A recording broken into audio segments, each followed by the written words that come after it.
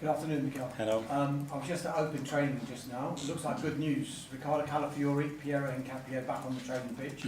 Are they ready for Sunday? Yeah, we have still another training session, so we'll see tomorrow after that to assess everybody and make the decision first of all in the squad. No fresh injury worries from the Inter game? No, after Inter we had no issues reported. Just on a selection headache that you might have now, and a welcome one, I'm guessing, with Gabriel Jesus and Victor Gyökeres and the returning Kai Havertz. It's something that you wanted maybe from the start of this season, isn't it? Yes, we were waiting for that, and with the amount of games that are coming up, they're all going to have opportunities and minutes, obviously, so great to have them back, and especially to have them in good form. I've asked you this before about Victor, actually, in that he had to start the season effectively without Jesus and Kai Havertz. Now that they're back, how much do you think it's not going to just help Arsenal, but help him as well?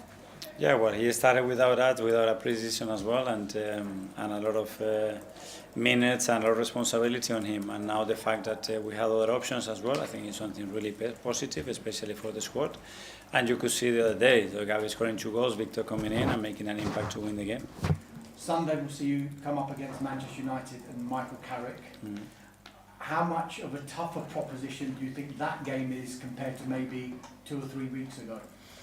Yeah, well, obviously Mikel coming in is going to bring new ideas. Always the intensity rises up. You could see in the derby in Manchester the kind of behaviours and the game that they played. So yeah, we expect a really tough match. We will adapt to that for sure. But we are at home and we know how important that game is for us.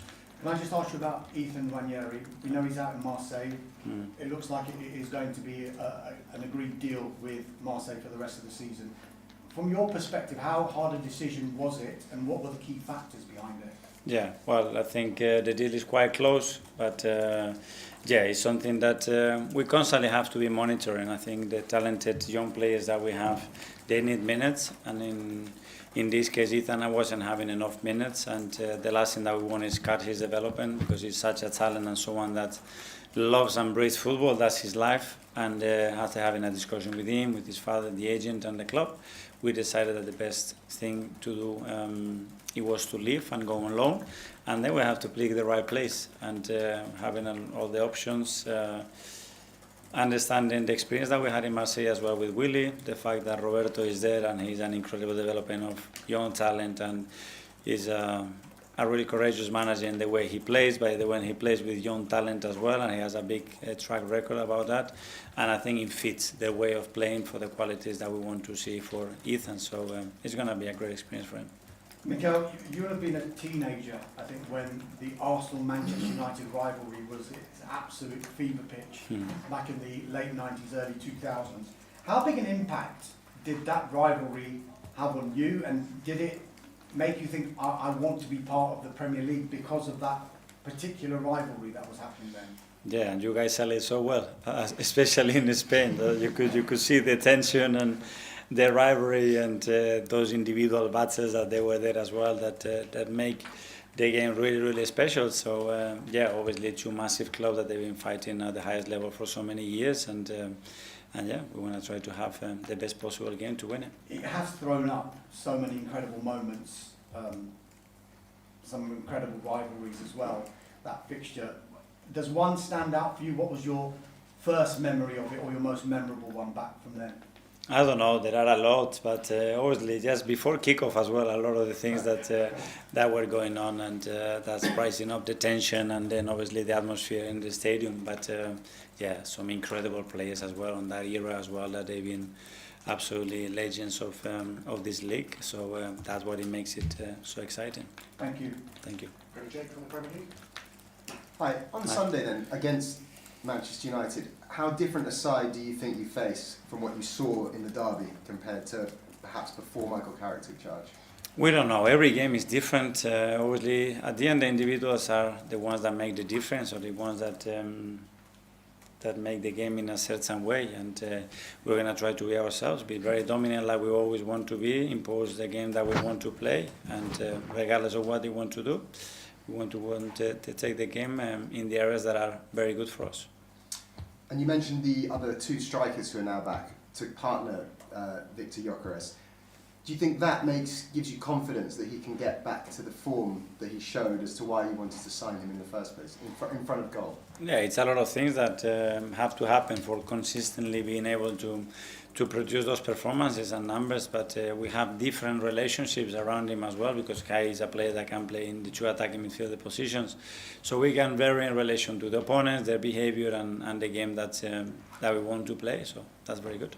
And just lastly, you touched on it earlier, you came to a club that you knew, like Michael Carrick has done. When you arrived in the first place, does it, I don't want to say give you a head start, but does it make the sort of settling in period easier, or is there more pressure on you?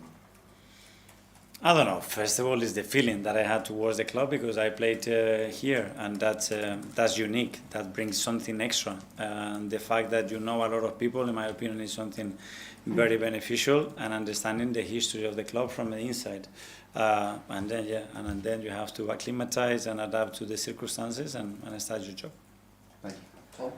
Hi Mikel, there's some data that's come out that suggests that you're playing currently with the highest defensive line in the league, and you're playing against the lowest defensive lines in the league. Do you think the Premier League is almost boiling down to a point that the team that wins the league is the one that's best equipped to break down these low blocks? Well, there is one of the weapons that is necessary, because a lot of teams are doing that, but as well we can see more and more the man-to-man game that is conquering not only the Premier League but Europe, I think, as well. So you need to dominate all the phases in the game if you want to have the chance to win major trophies. And we've seen now you scored 10 goals against Inter Milan, Atletico Madrid and Bayern Munich across those three massive European games. And you see the difference between European and domestic football. How different do you have to set up to prepare for each competition now? Yeah, it is very different. First of all, sometimes because the information that and the time that you have to prepare those games, and when you don't know them that much, it is a bit different. Then the rules change a little bit in the way the games are managed as well. And yeah, there is always an element of you are in or out, you need the points, you don't. So the results as well and how teams behave can change. But yeah, so far it's been good. James Athletic. Hi Mikel, I just want to ask you about Kai. He's obviously been back with the group for a few weeks now, but we've not seen him yet, I think, in the Premier League or the Champions League. Can you let us know your assessment of kind of where he is in his rehab and how happy you are with his progress so far? Well, he's very close. Obviously, he's been out for a long time, almost a year, for different reasons. And now we have to be very smart in the manner that we manage that load, the minutes. And I'm sure in the next few weeks he's going to play minutes. I cannot tell you in which competition, because that will depend as well on the game context. And it's a context that is positive to throw him in or not with his qualities. And yeah, it's great that we have him. We can use him in different positions. We will see him in different positions. And we are really happy to have him. And is the aim really to take your time to make sure that when you enter the decisive period of the season, March, April, May, that you've got Kai fit and firing at that point? Yes, because after a long-term injury, it's not only the period that you come in, it's what happens in the next 6 to 8 weeks. And we want to maintain that and manage that really well, so after we can creep it up, as you said, when all the big games are coming up, and we have make sure that everybody is in the right mind and physically at the highest level. James, CBS. Hi, Mikel. I know you're not a big social media user, but maybe you're aware of the nerves and the tension that's on there among the Arsenal fan base, and I think many of us would say that's drifting into the stadium a little bit. You know, you're top of the Champions League, 7 points clear in the Premier League. What would be your message to supporters to sort of try to calm the nerves? It's not about calming, it's about continuing to do what we are doing really well and try to evolve every single day to be better. So from their side is continue doing what they do in the stadium, create more energy, more positiveness around the games in each actions, and if we do that and we create that kind of a scenario, we're going to make it more and more difficult to the opponent, and that's going to help us to win more games. Pep Guardiola's just said you're the best team in the world. Do you agree? I don't know. I think we are the team that wants to be constantly better, that we're doing a lot of things right, but we are far from perfect. And our only aim is to sustain the level that we are doing, but especially in certain areas try to improve again. James is again. Mikel, whenever you play against United, you talk a lot about transition, how dangerous they are in transition. Is that where you think the game will be won and lost? It's one of the areas. I mean, they are so good in a lot of departments. It's clear that when that team has a space to run and certain players to activate those runs, they become lethal. And you saw that a few days ago in Manchester. But they have a lot of attributes to cause you problems. But as well, like every team, they have their weaknesses as well. I mean, in terms of that transition play, are they the best in the league at that, do you think? I don't know. Historically, there's always been something very, very linked to that, and the profile of players that they always have, and certain individuals that are so good at activating those spaces as well. But yeah, I don't know the stat exactly, but for sure they are one of the best. Matt from the Standard. Hi, Mikel. Ask about Calafiori. He's obviously so unique in the positions he takes up, particularly in attack. How much has the balance of the team sort of been impacted by missing those specific qualities? We're trying to adapt to the qualities of our players, and certain players give us more dynamism and more options in terms of the spaces that they can occupy and where they are comfortable and how they can link between them. And others are probably more static and more fixed and more positional. And Ricky's quality is that he can be very fluent in many spaces. And just one on Bukayo. I think it's 12 matches without a goal, which is the joint longest of his career at Arsenal. What do you sort of put that down to? Well, that's a possibility always, but the impact that he has in games around all the attacking process for us, and the attraction that he has in the opponents as well, open up spaces for other players. We want him obviously scoring and assisting in every match, and that has to be the aim at the level that he has. So we keep working on that. Okay, last couple in the other line. Charles from goal. Hi, Mikel. Just going back to Kai quickly. I remember it was about a year ago you called him like a genetic powerhouse because he's so used to playing and he's stayed fit so much in his career. Do you think sort of mentally after such a long time out it's going to be quite difficult for him to kind of trust his body when he does get back? Is that something he's going to have to work on?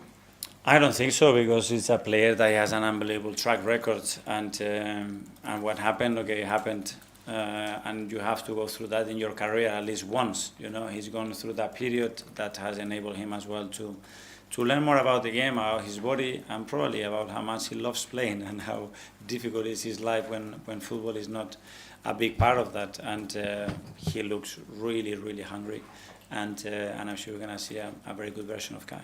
Just quickly on Ethan, at a similar age in your career, you took a big move leaving Barcelona to go to France on loan. The experience that you spoke very fondly of, have you sort of used that and spoken to Ethan about that? Think that this time he spends there won't just be good for him on the pitch, but off it as well in terms of a learning experience? Yes, and not only me, but a lot of players that they have these kind of situations, and just understanding how he's going to feel, because when they talk about the opportunity and the clubs that are interested in you to go, the first thing is excitement. You are willing to play, you speak to the manager, he's very keen on you, and you're going to play at the weekend, and you're going to start a lot of games, and this is all very good. But one day you have to go, okay, pack your bags, this is the flight tickets, and you have to go to Marseille. Whoa, wait. And that is fear, is insecurity, is getting out of a place that has been really comfortable for him, around his family. But then this is the thing. At the end, you have to be thrown there into the Sharks in an incredible football culture and atmosphere and club, and it's going to make him so much good. Hi, Mikel. Just going back to that comment from Pep earlier about Arsenal being the best team in the world. Appreciate you probably don't want to say we are the best team in the world, but is it a big compliment to come from someone like him, because you know he was your relationships were documented? So just to hear that, it must be give you a bit of a buzz. It's always much better to hear positive things about your team and the work that you are doing, but obviously that's a big word, especially because, in my opinion, to be related to that, you have to win a lot of things, and we haven't. But we certainly have the purpose to be the best version that we can be every single day, and we're not going to stop till we achieve that. And just one on Gary Jesus. Obviously, he played so well the other night. Is it difficult to leave someone like that out of the team when he scores 2 goals, plays so well, obviously with United, to come on Sunday? Well, it's exactly what you want from your strikers, the same that Victor did. But at the end, you have to pick what you think is the best team to start against a different opposition, a different context, and then how you're going to finish the game as well. So tomorrow evening or the morning of the match, we will decide that.